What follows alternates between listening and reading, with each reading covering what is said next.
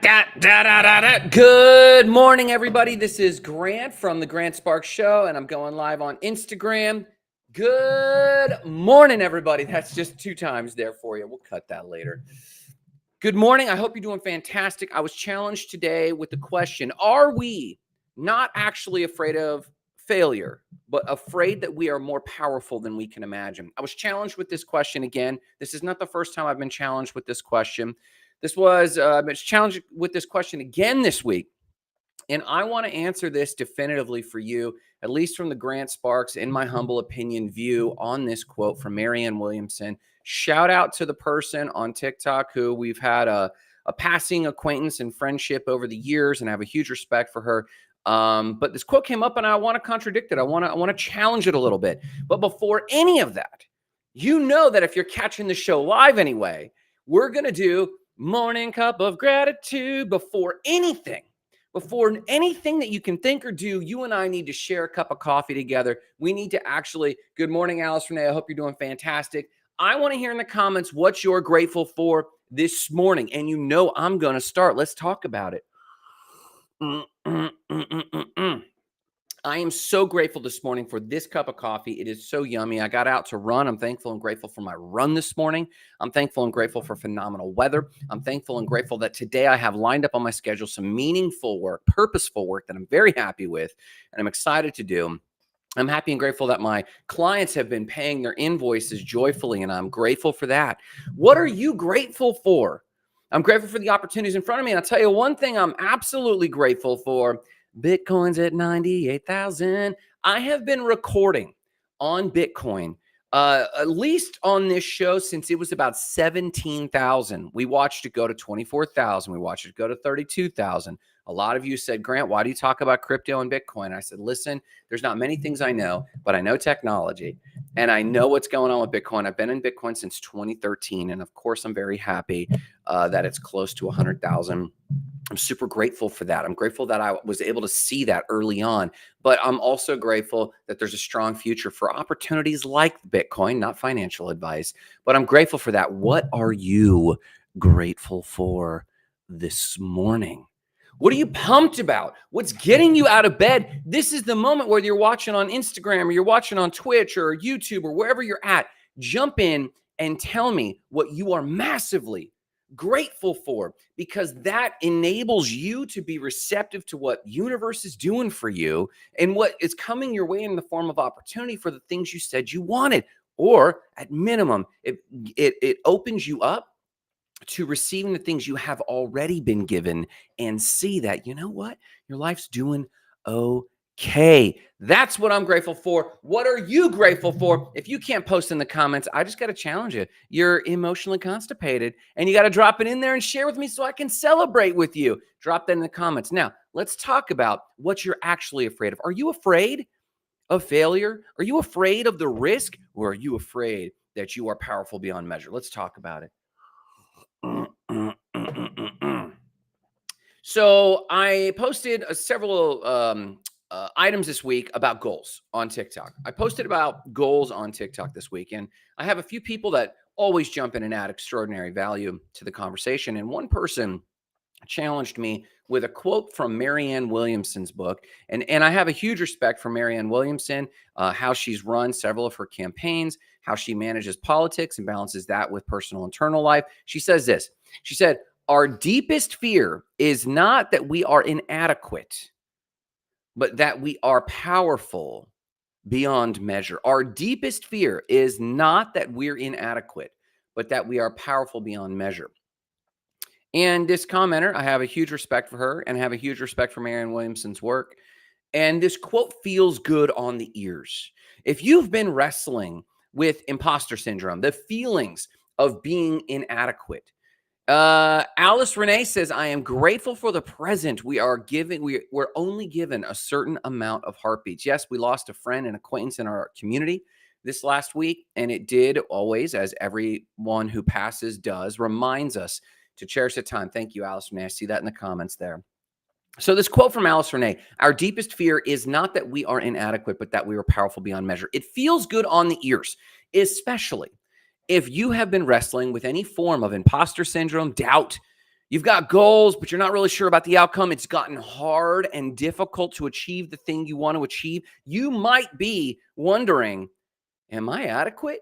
And then you hear this quote, our deepest fear is not that we are inadequate, but that we are powerful beyond measure. And it helps you reframe these fears and concerns and anxieties. And as that reframes, you might find a little extra power, a little extra action taking, a little extra focus on the thing you're trying to achieve, and then break yourself out of your rut. I believe that that quote is good for that.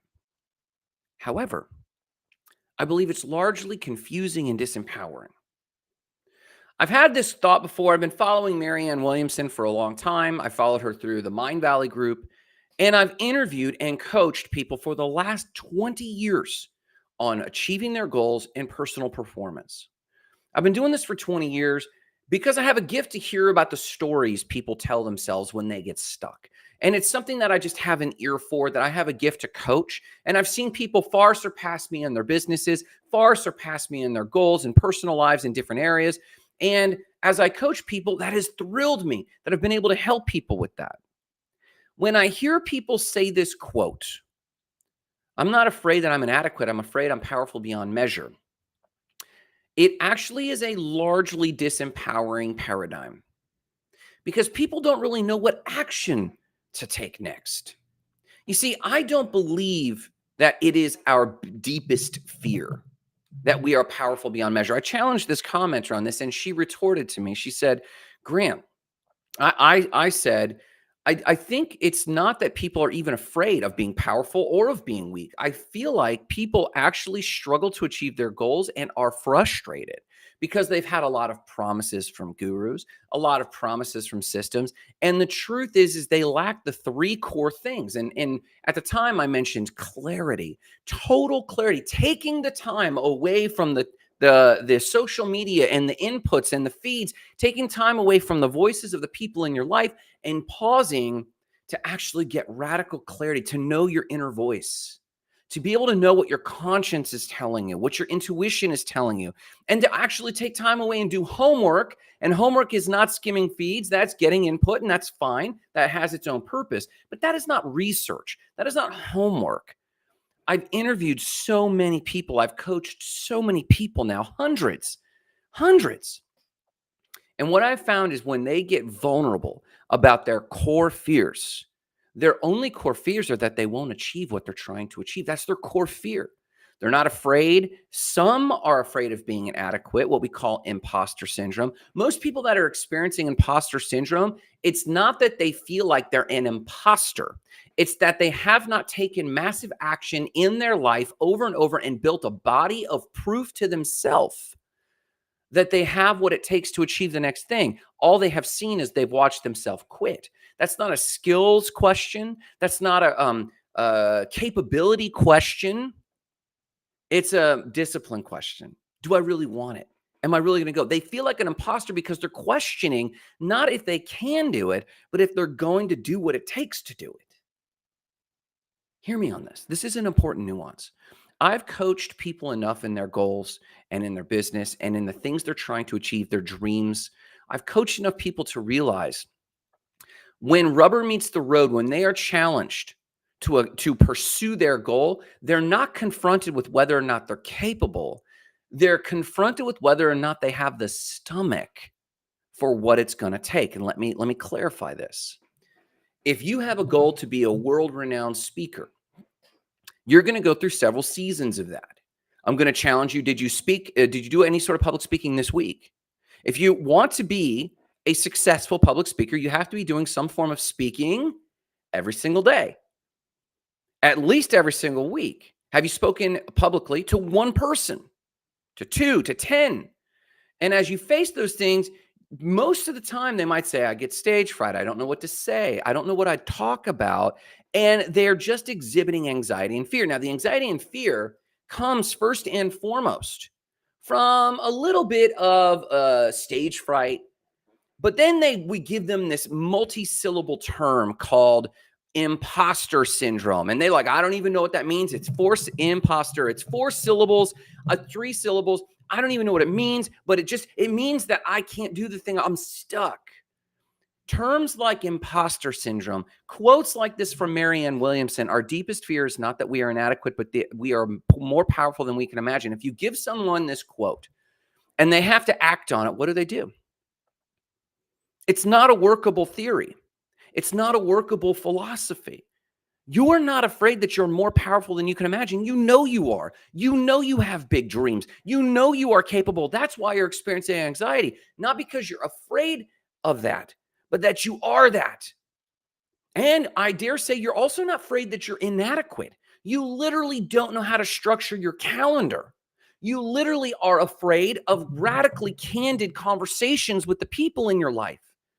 You're radically afraid of the action it would take, the work. And going back to the example of being a public speaker, if you want to be a great public speaker and I challenge you, have you spoken to anyone this week? No. And then I challenge you and I say, okay, your homework assignment. And I've done this so much in my coaching. And my coaching is generally goal coaching and achievement coaching and personal performance coaching. It's not exactly speaking coaching, though I'm skilled with that. It's not exactly personal power, though I'm skilled with that, or interpersonal skills. My real coaching is goal coaching. And when I give someone this goal homework, okay, this week, you want to be a speaker, speak to one person publicly and text me when you do, and they don't do it. And you do all the analysis. Why didn't you? I was busy. Why didn't you? I was afraid. I had stage fright. Did you know your talk? Well, I didn't really outline it. Okay. Why don't you take action on it? Well, it was just causing me a lot of stress and anxiety. Great. If I asked them, did you not do this because you were afraid you were going to be a hit? Did you not go speak to one person this week because you were petrified that you were going to knock it out of the park? No, you didn't do it because you were afraid you might fail, but you're not even afraid of failure. All the buildup and the tension, you just don't have the will and discipline. So this quote, though I love the author, Marianne Williamson, I love her work and I recommend everyone should go vote for her when she's running for office. I recommend because she brings meditation to politics. She has all the Mind Valley personal development stuff. She's a phenomenal politician. I love her content. But this quote, I'm going to call BS. And if I had a BS button, I'd hit that button because it's a BS term because no one knows what to do next. When you tell them, hey, you're not afraid that you're inadequate. You're not afraid that you have to learn some skills to actually go, in this example, publicly speak. You're not afraid of that. You're afraid that you're powerful beyond measure. Yay, high five. Now what? Now how do I achieve the next thing? It's a bullshit philosophy. And I'm only getting heated about it because we have so many of these one-liners in our society that are truly disempowering. They feel good on the ears because it takes the pressure off of us. It empathizes with us a little bit. I feel like I'm powerful beyond measure. I just don't know what to do. Okay, so the problem is not that you're afraid that you're powerful beyond measure, but that you just don't know what to do. It's a pragmatic one. And if you're given something to do, you don't trust that that's the right thing because you have all these emotions and you think that your emotions are this indicator that you're doing the right or wrong thing. And they're not. Emotions are only an indicator of how you feel, but not what you're going to accomplish. So Grant, what's a better framework? If you're so smart, Grant, what's going on? Listen, the point of quotes like these that Marianne Williamson is trying to give the public, the point of any quote, the point of any guru, the point of you following a guru, the point of you adopting some soundbite that really feels good in the moment, and weeks later you've been living by it, but you haven't gotten anywhere and you don't know why. And then you analyze and realize, I actually don't even believe this quote. It doesn't even make sense if you actually sit with it. The quote doesn't even make sense. It just felt good and relieved your stress and gave you permission to not take action. All there is kinetic energy. All there is action. The point of all of this is to achieve the good life. Here's the thing. When I say that, you're going to go, Grant, well, what is that? That's great. You think you're going to counteract me and clap back to me like I am a little bit with Marianne Williamson. You're going to say, Grant, what's the good life? That's so ambiguous. It's not ambiguous. It's relative to you. And the hard work you need to do to sit down and clarify to yourself, what is the good life? And then sit down and have a candid conversation with the stakeholders who are either going to need to be removed from your life or will participate in that desired outcome, the good life. And the course correction you need, the actions you need to take, all that can happen in a half an hour. You're not afraid that you can do it. It's just heavy stuff. The good life living a fulfilled existence where you feel fulfilled with the work you have to do. You feel fulfilled with the people it affects. You feel fulfilled with the people you get to do it with. You wake up and throw your feet over the bed and they hit the floor and you think, I am so happy and grateful and full of joy that I have this work to fulfill me. That's the good life. It doesn't necessarily mean farming unless that's your good life. For me, it's waking up and being able to go surfing and then drenched in salt water, rinsed fresh, invigorated from cool water. I get to sit down and write my journal, write in my book, and then talk to you lovely people. That's the good life for me. To be able to take care of my friends and family and travel a little bit on top of that and stay fit along the way. That's my good life. And it doesn't take much. What I just described doesn't take much. $90,000 to $120,000 a year. I don't need a lot. There's just a few specific elements. The good life is actually simple. It's not complex. But here's the thing. The good life is hard. It's hard. It's difficult. The good life is difficult to take action on because you hear sound bites like, you're not afraid you're inadequate. You're afraid you're more powerful than you can imagine. And you don't know what to do next. It's hard to hear that, to feel good, and then walk away from it and go, this doesn't actually serve me to take action. It's hard to talk to a partner and go, hey, I know we've been running like X, Y, and Z, and it's been great because of A, B, and C, but it doesn't actually align with my good life, and I can't act on it anymore. I'm sorry. Candid conversations, family members that just don't fit anymore. We are not afraid that we are more powerful beyond measure. We want the good life. We know it. We know that we're powerful for it. We know that we're adequate for it. We don't have imposter syndrome. We are just petrified of that difficult conversation. Here's the 3 things I want to leave with you. It's simple. It's not hard. Or it's simple, it's not complex, but it is hard. It's not easy. Here it is. Number 1, radical clarity. You need to get radically clear on what you want. I mean, radically. You've heard SMART goals: specific, measurable, attainable, realistic, and time-bound. I would get rid of the realistic. Some of your goals need to be unrealistic. You need to take time away from inputs. Time away from music, time away from audiobooks, time away from podcasts, time away from your feed, time away from Netflix. Yes, I'm talking about a quiet room, a forest space, a beach space. You need to sit there and write down your goals. And start with how you want to feel, not the things you want to obtain, how you want to feel. I want to feel free. I want to feel joyful. I want to laugh more. I want to hug people's necks more. When I see them, I don't care if we saw each other last night. I want to wake up and hug them around the neck and just appreciate them. And I want to be appreciated. How do you want to feel? Write that down, radically clear. What outfits do you want to wear? I literally want to wear board shorts and have to put on shoes and a shirt and an outfit. And I want it to be an ordeal because I want to live with my feet in the sand. I want to live surfing waters. I want to get on airplanes and visit with people and talk about life stuff, philosophy, intelligence, wisdom, modern wisdom, helping people, workshops, walking them through this sort of stuff in one-on-one environments. That's my vision, radical clarity.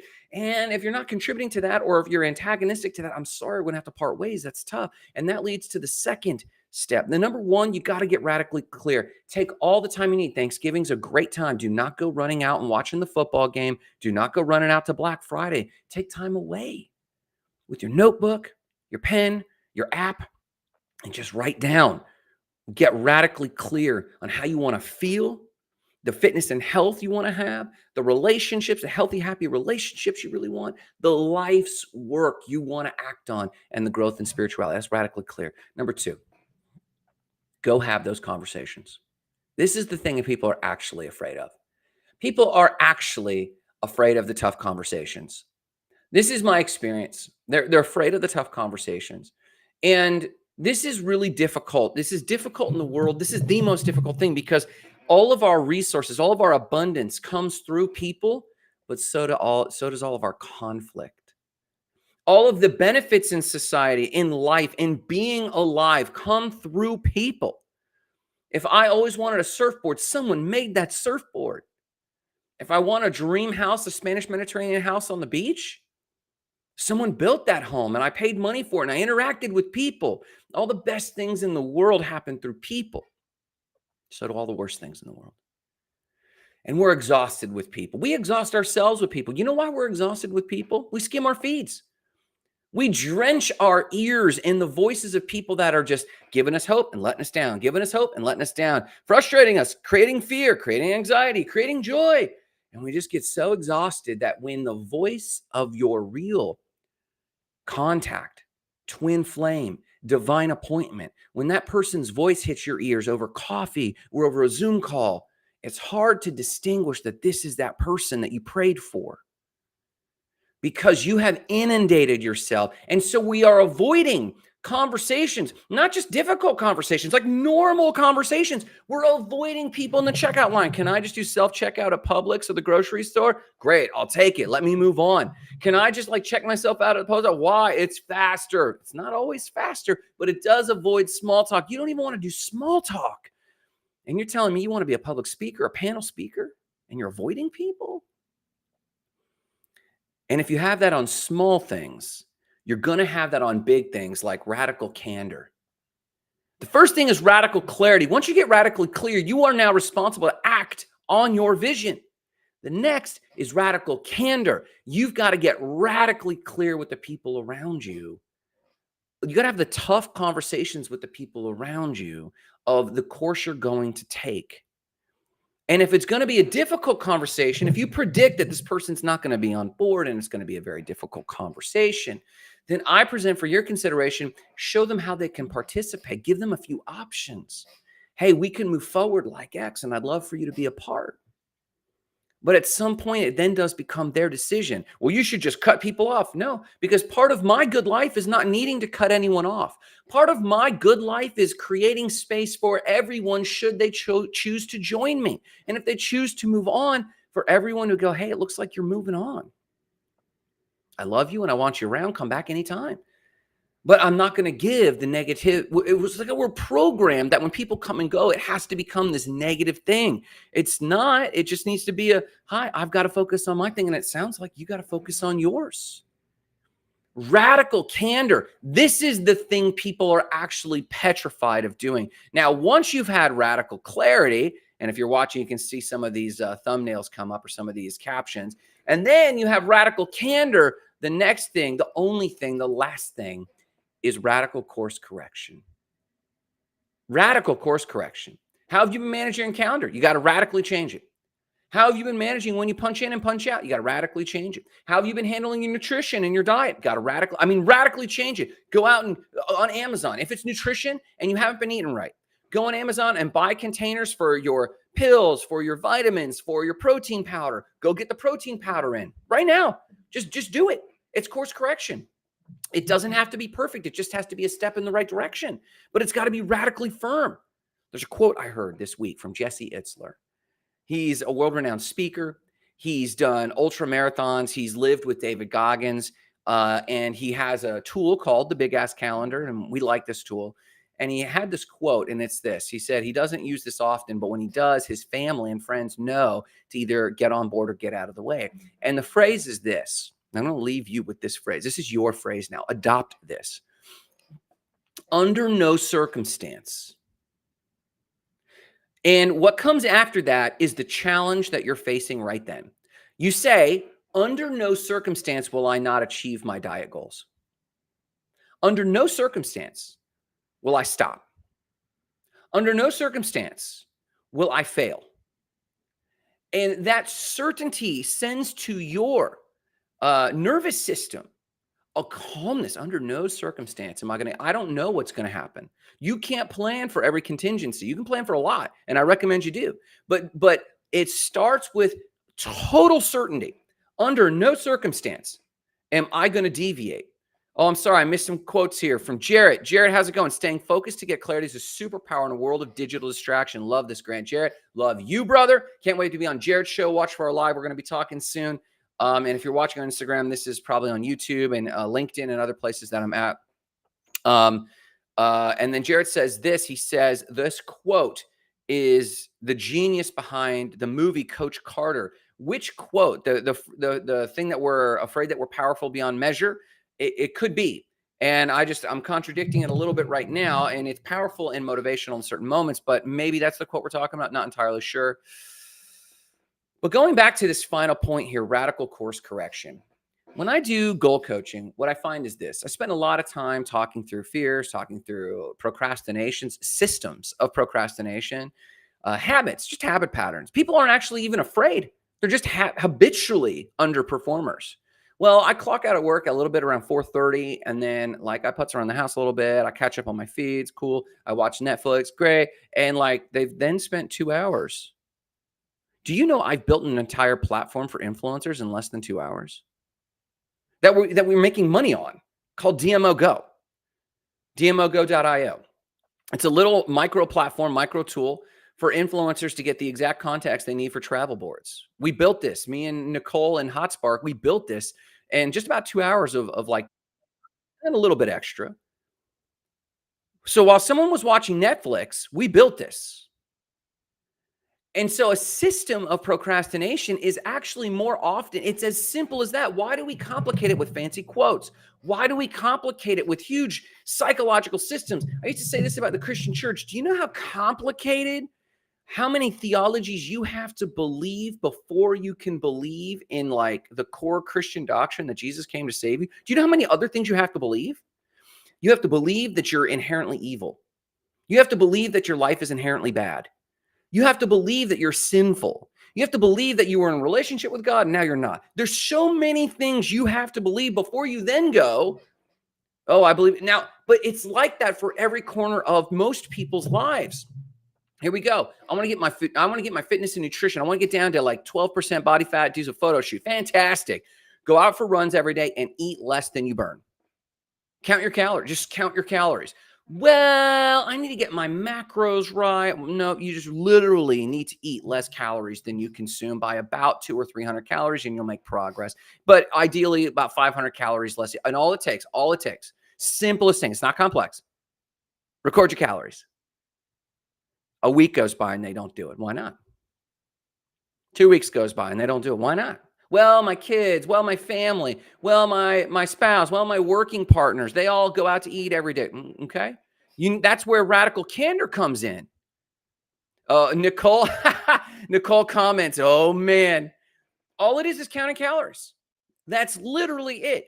That's the starting point. Now, you might experience where these nuances make sense. I'm dialing in my fats. I'm dialing in my proteins. I'm dialing in my carbs. Nicole says, calling me out. I don't mean to be. It's just living examples. But if the shoe fits, wear it, girl. On Instagram, Nicole is commenting, calling me out. The truth is, we're not afraid that we're powerful beyond measure. The truth is I don't even think we're mostly afraid that we're inadequate. I think we're afraid of the work. We're afraid of the changes we have to make. And we have worked so hard to get here. We're afraid we're going to be even more. We're just mentally exhausted. We're mentally exhausted. Whoop. Johnny Gott just joined. Welcome, sir. We're exhausted in the thought of rallying for the next push. The thought of rallying to count my calories. I don't know when I'm going to do this. Download the app. Download Fitbit. Download MyFitnessPal and just record your calories. Please do that. And you'll hit your goals. Guarantee. Take you about 9 months. The people who take longer than 9 months are people that are trying everything but counting their calories. Why doesn't I'm going to increase my cardio. Go for it. Go for it. I'm going to start lifting heavier. Go for it. Can we do a cut? Sure. Absolutely. I'm down for all of it. But none of that will get you there. You're complicating success. Success and the good life are far simpler. My relationships, here's one. I need to have a difficult conversation with my spouse, with my kids, with my household, whether it's about my schedule, whether it's about the status of our relationship. I need to draw some boundaries. Okay, simple. Go do it. It's not right. Oh, they're going to yell. I know this feeling. I know the feeling, but it's not complex. It's simple. It's just hard. But we come up with so many other things. Well, we're going to do this retreat and we're going to go and we're going to do all this stuff and we're going to write down all these goals and dude, you're overcomplicating what needs to be done. So when I tell you that I don't believe in this quote anymore from Marianne Williamson. We're afraid that we're more powerful beyond measure because it is a hyper complicated philosophy that actually leads to very little action. Unless that only action is released, I'm going to just stop being afraid. I'm going to stop being afraid. Great. What does that look like? It looks like you taking the time to unplug long enough to get radical clarity. I mean, take an hour to go on a date with yourself, buy yourself your favorite coffee, whether it's at Starbucks or your local coffee shop, and your notebook, and do not look at your phone. Do not come up for air. Do not look at reference point. Pray to your heart center and ask yourself, what is it I want to be? Who do I want to be and see myself as? And then as soon as you get up, make your first phone call. Call your coach, your goal coach, and say, hey, I made this commitment. Hold me accountable to it. Because radical candor is also not just having tough conversations. It's also pulling in people that will help you. I need you to come up under me and help me with my nutrition goal. I need you to speak confidence over me. I need you to check in on me. I need you to text me and make sure that I'm doing the right thing and hold me accountable. And then the other people that are in the way, hey, we need to talk about how to restructure our relationship or how I can draw some boundaries because I really need to stay focused on this goal. I love you. I don't want to send any other message other than I'm really trying to achieve this goal. How do we do this together? And then radical course correction, whether or not people receive you, whether or not those conversations go well, whether or not it's going the direction you want it to go, you use the phrase, under no circumstance will I not do this thing. We got Fit Rhineup says, hello, homie. I have a great joy within me when I came across your channel and your gameplay style. Okay, bot from Twitch. Sorry. Jarrett still says, oh, same quote. So that's my lesson for today. Listen, don't buy into casual quotes. Don't buy into them. Analyze them. Does this actually apply to me? Is this actually true? Am I actually afraid that I'm more powerful than I can imagine? The person who put this at me, I do have a huge respect for them, but they put it at me and I thought, maybe this is true. And I thought, no, people are not afraid that they're powerful. They're not afraid that they're inadequate. They are afraid of the amount of change that will be required, meaning it's not big enough inside of them yet, meaning they don't actually believe that that is who they want to be. They don't actually believe that that is their goal. And that's not what I want for you. Take action on these three things. Get radical clarity. Then have conversations of radical candor, asking people to participate in this journey with you, and also setting boundaries for those who would hinder that goal. And lastly, radical course correction today. And I guarantee you will watch fear disappear. You afraid of paddling into big surf and waves? Wait till the waves go away and just paddle out and sit out there. You're afraid of dropping in and paddling in and surfing it? Just go out in the water and swim. You afraid of your nutrition? Just download the app and enter your calories. You afraid of lifting heavy weight? Go get someone to help you and lift half the weight.